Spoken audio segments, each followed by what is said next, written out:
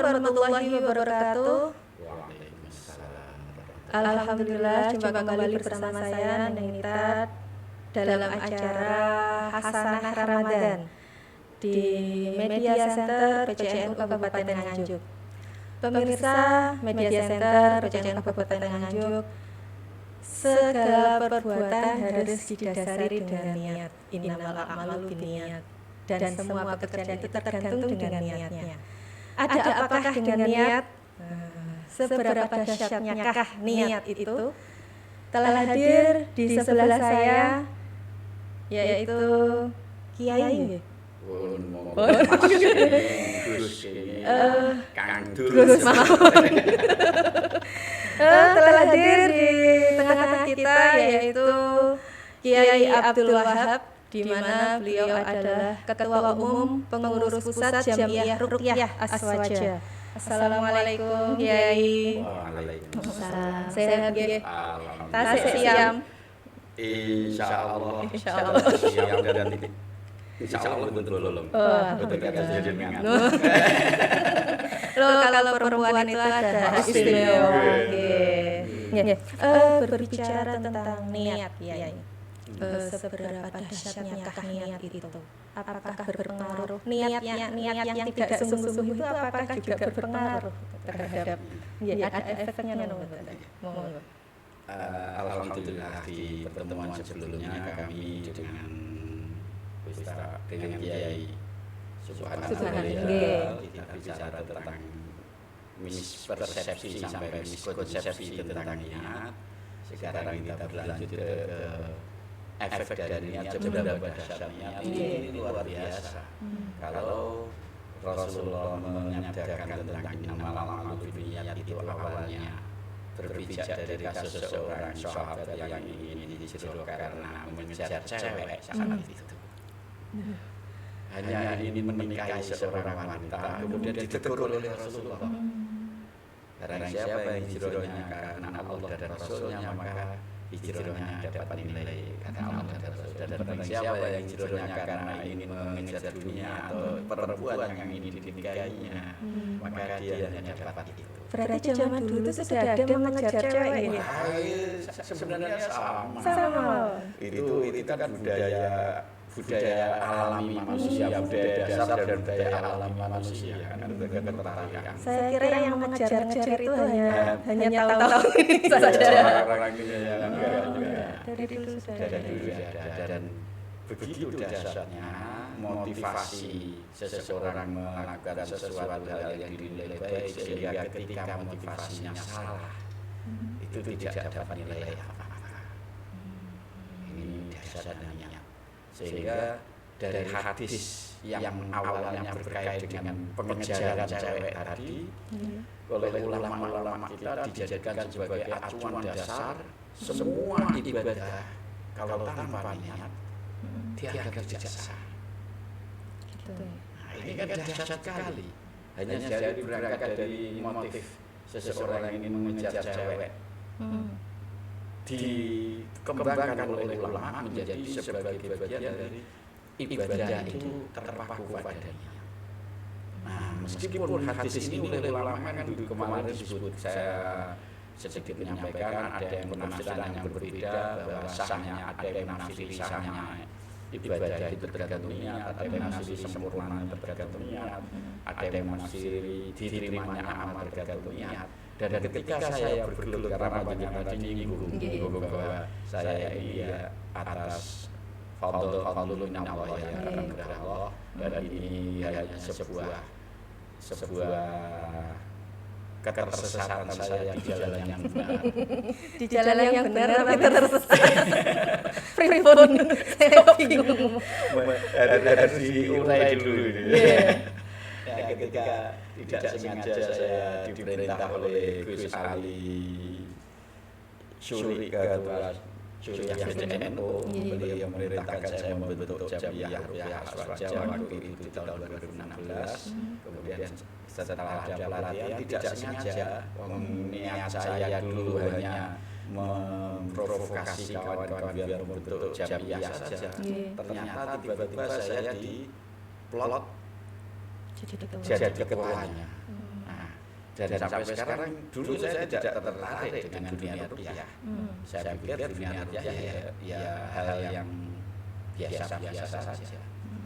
Belakangan ketika saya sudah masuk ke dunia ini, saya baru merasakan bahwa ternyata apa yang disabdakan Rasulullah itu kebanyakan hal yang sangat istimewa, termasuk hadis innamal a'malu binniyat ini.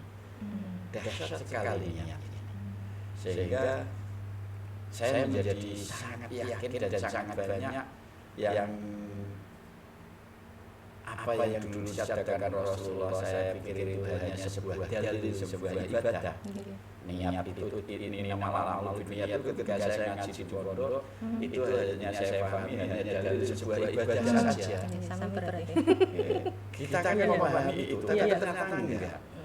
Setelah saya menggeluti dunia ruqyah, ternyata efek niat ini masya Allah dahsyat. Ada satu hadis Rasulullah bahwa Bismillah itu bisa menyebabkan setan leleh seperti tembaga leleh. Nah, ini saya pikir sesuatu yang dalam logika saya, ketika Bismillah itu seperti bisa menyebabkan setan leleh, itu dulu saya pikir seperti apa ini setan kok bisa leleh dengan Bismillah. Dan ketika saya sudah bergelut di dunia ruqyah, ada orang kesurupan. Dia menentang ketika dalam kondisi trans antara dia dikendalikan oleh sesuatu itu. Kemudian dia teriak ngomong saya kuat, saya tantang. Kamu itu loh sangat lemah. Saya hanya baca Bismillah. Kamu kepanasan. Nah, ini bicara dahsyatnya niat. Saya baca Bismillah saja kamu kepanasan. Dan ini sering, kadang saya memang sengaja membuktikan ke masyarakat bahwa Al-Quran itu begitu hebatnya. Saya sentuh ke kepala orang yang kesurupan, saya bacakan Bismillah secara keras, dia teriak-teriak. Panas. Terus saya katakan, kalau kamu nggak kuat sekarang, saya wis tak adem ini. Tapi syahadat saya metu.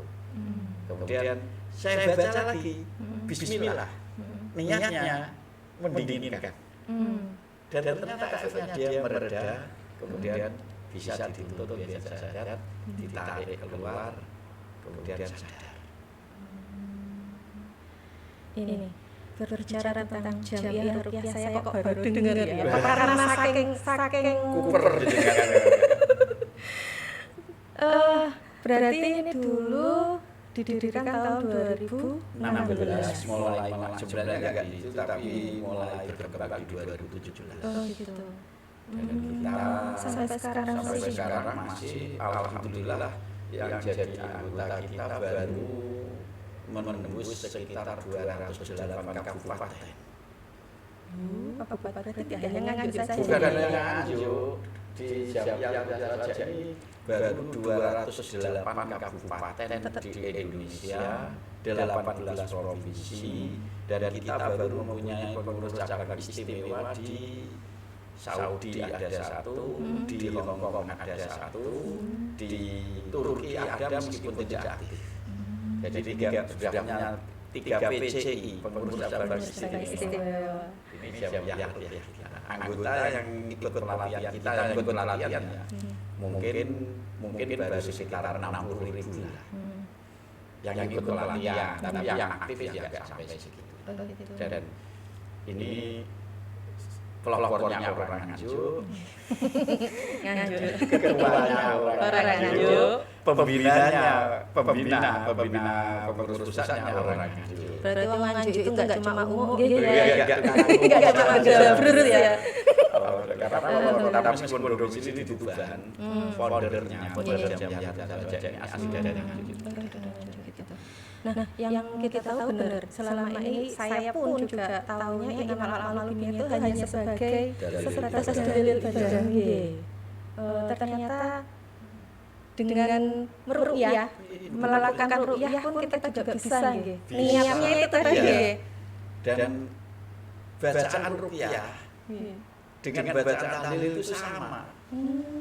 Kenapa kemudian ketika Pak Kiai dan Pak Mudin itu ngimami tahlil tidak pernah ada yang kesurupan? Karena ada telepon sebentar.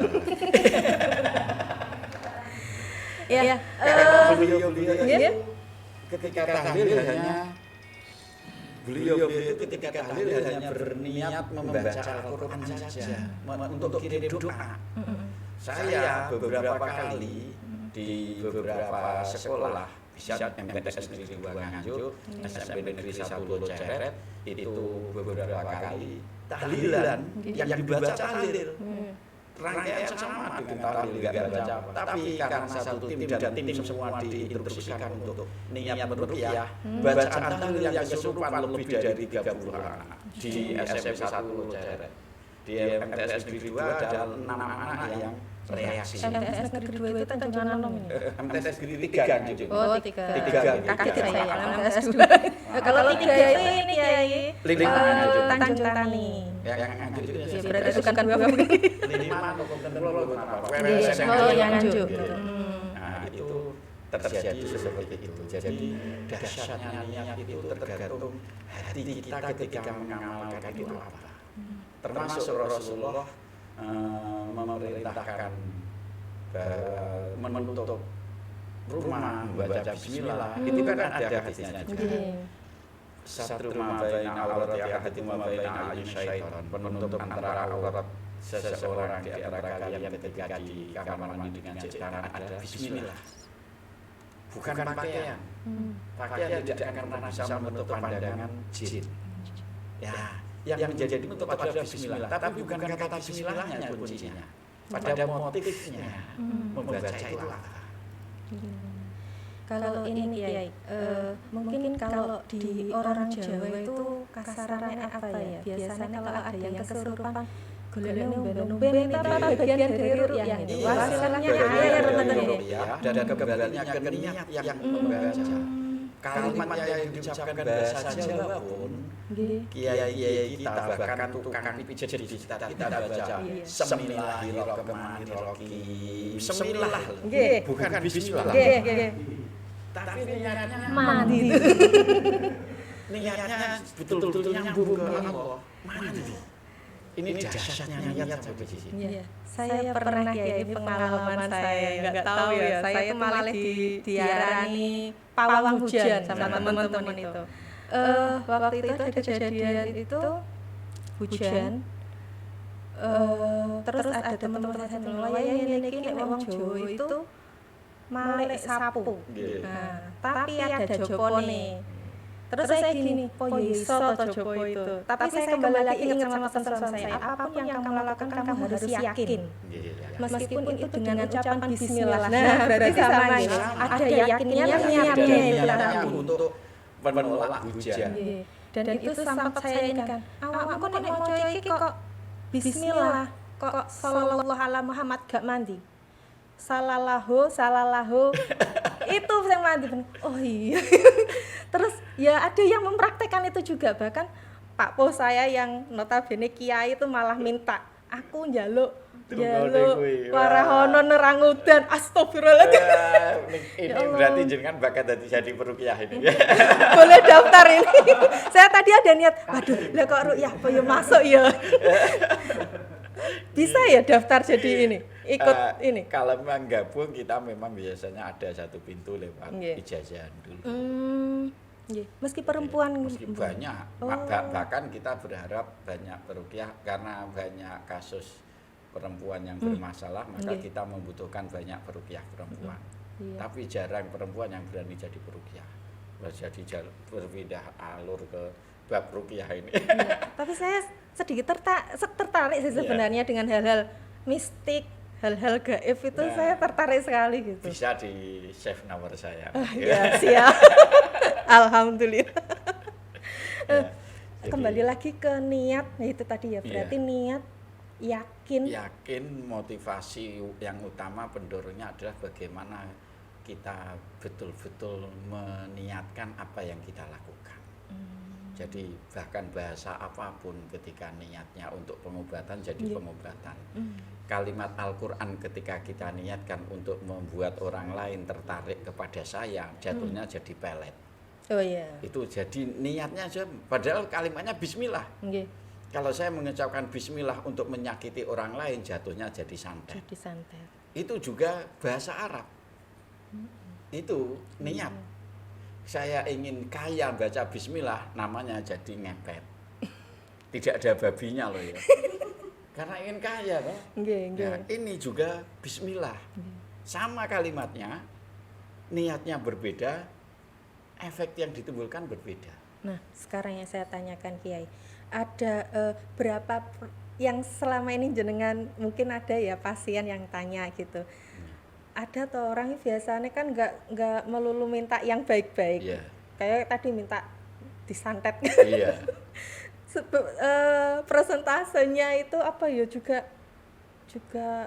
diridhoi gitu sama Gusti Allah itu untuk hal-hal yang buruk mungkin. Nah, kalau yang untuk menyakiti orang lain, inilah yang terjadi juga di dunia luas, di masyarakat di Kemajmuan Indonesia ini. Ketika di kitab-kitab di pondok-pondok diajarkan kitab-kitab hikmah, kitab yang mengajarkan doa-doa, tapi di situ ada raja-raja. Kemudian di kelompok yang cukup ekstrim, mereka yang berbasis keilmuan dengan Salafi Wahabi itu menganggap di pesantren kiai-kiai itu mengajarkan sihir. Padahal di kitab-kitab itu juga selalu disebutkan orang yang menyakiti orang lain dengan doanya, dengan doa memang niatnya untuk menyakiti orang lain, maka dia sama dengan menyakiti orang lain dengan senjatanya. Dianggap dosanya sama. Jadi dalil doa hati-hati dengan doa orang yang dianiaya itu bukan legalitas untuk menyakiti orang lain, bukan. Itu pagar waspada agar kita jangan sampai membuat orang lain terzalimi.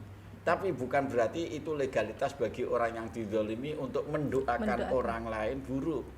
Karena mendoakan buruk orang lain, bahkan sampai mendoakan orang lain mati, itu jatuhnya sama dengan dirinya sendiri, mendoakan dirinya sendiri. Bukan, jatuhnya sama dengan menyakiti orang lain dengan senjatanya, hukumnya. Misalnya saya baca kalimat tertentu untuk membuat orang lain sakit, maka saya sama statusnya sama dengan menyantet, sama dengan sihir. Jadi kembali ke niat ini juga motifnya. Jadi harus difilter nggih. Nah, niat itu yang baik sekalian. Nah, sekalian sama-sama amalnya. Niatnya yang baik sekalian sekalian. Tapi biasanya berat loh Kiai. Nah, disinilah gitu. Berat. Apalagi kalau kita disakiti. Mesti doanya sing gondang mati ya, guys. Apalagi ini akhir-akhir Ramadan ini kan sangat riskan sekali tentang keuangan ya. Para emak-emak itu bingung shopping untuk baju lebaran dan yang punya hutang iki kok gak ndang disaur-saur, akhirnya sakit hati mendoakan yang jelek-jelek itu loh. Niatnya itu yang harus ditata dalam mendoakan. Kalau memang mendoakan semoga dia segera dapat uang dan saya segera dibayar. Yang penting kita harus betul-betul menata niat. Niat itu kalau sebagian ulama kita dari kata nawa. Nawa itu isi kurma. Nawa itu isi. Nah, kalau kiai-kiai di pondok dulu maknanya kulusu. Jadi isi dari apa yang ada di dalam hati kita itu niatnya. Motif utama hati kita bagaimana kita melakukan aktivitas baik itu yang duniawi maupun aktivitas ukhrawi, maka itu kuncinya pada isi hati kita. Dari Al-Quran dimotifkan, diniatkan untuk menyembuhkan orang lain, jadi obat. Al-Quran diniatkan untuk mencari pahala, jadi ladang pahala. Al-Quran diniatkan untuk menjadi orang lain sakit, jadi santet.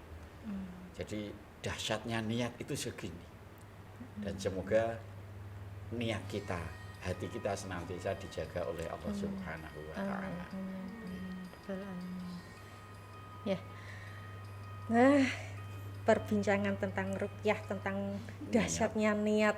Ternyata yang selama ini kita tahu niat itu sebatas ibadah. Innamal a'malu binniyat, ya niatmu sing penting aku wis niat. Nah, gitu. Itu perlu diperdalam lagi dan perlu reposisi lagi tentang pemahaman tentang niat. Ini hal yang paling menarik hati saya, itu saya mau daftar ke Jamiah Ruqyah. Mumpung ketuanya ada di Nganjuk. Iya, mumpung ketuanya di Nganjuk. Masih terima nggih Kiai nggih. Siapa tahu nanti saya bisa bantu. Monggo. Nah, terakhir Kiai pesan untuk para pemirsa Media Center PCNU tentang niat, supaya niatnya itu yang baik sekalian. Alhamdulillah kepada segenap pemirsa dan pemirsa dari Media Center Pemirsa Bank Nahdlatul Ulama, mari di sisa-sisa Ramadan, sisa-sisa kehidupan kita tata hati kita, niat kita dalam menjalani kehidupan ini.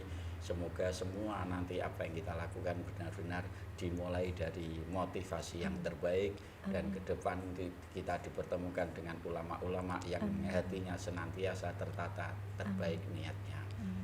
Dan di bawah niatan yang baik inilah kita sambungkan niat kita di Nahdlatul Ulama untuk menggandul kemuliaan kepada muassisi Nahdlatul Ulama. Alhamdulillah, matur nuwun. Alhamdulillah, semoga apa yang panjenengan sampaikan hari ini maupun yang kemarin dan yang akan datang, semoga ada lagi nggih Kiai nggih. Kalau bisa hadir lagi ke sini. Waktu dan dipanggil lagi insyaallah. Jangan nunggu dipanggil. Terima kasih ilmunya, semoga barokah manfaat dunia akhirat, amin ya rabbal alamin. Nah, pemirsa Media Center PCNU Kabupaten Nganjuk, inilah demikian tadi bincang-bincang kita dalam Hasanah Ramadan bersama Kiai Abdul Wahab, yaitu Ketua Umum Pengurus Pusat Jamiah Ruqyah Aswaja. Mari kita perbaiki diri kita perbaiki niat kita gunakan niat kita yang sebaik-baiknya. Niat yang baik akan kembali kepada kita sendiri. Saya Ning Nita, kurang lebihnya mohon maaf. Billahi taufik wal hidayah. Assalamualaikum warahmatullahi wabarakatuh.